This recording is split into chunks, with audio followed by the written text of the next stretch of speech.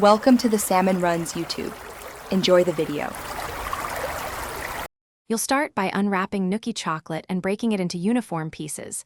This prevents scorching and speeds melting.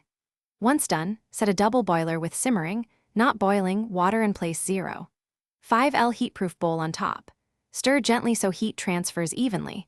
Make sure steam doesn't touch the bowl to avoid seizing. You want smooth, glossy texture before you proceed, so watch temperature closely and keep the flame low as you melt the chocolate. You'll refine texture by monitoring temperature. Once most is melted, remove from heat and stir until fully smooth.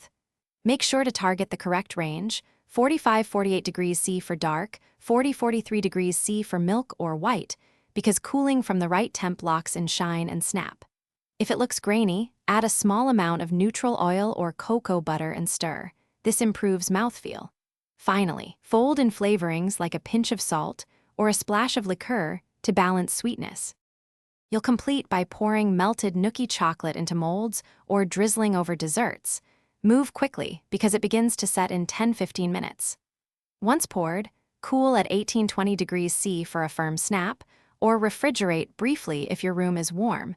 Make sure to avoid humidity, which causes bloom. If things go wrong and the chocolate seizes or becomes grainy, don't panic.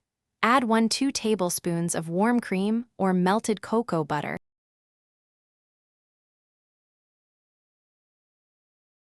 Thanks for watching. Consider subscribing if we helped you.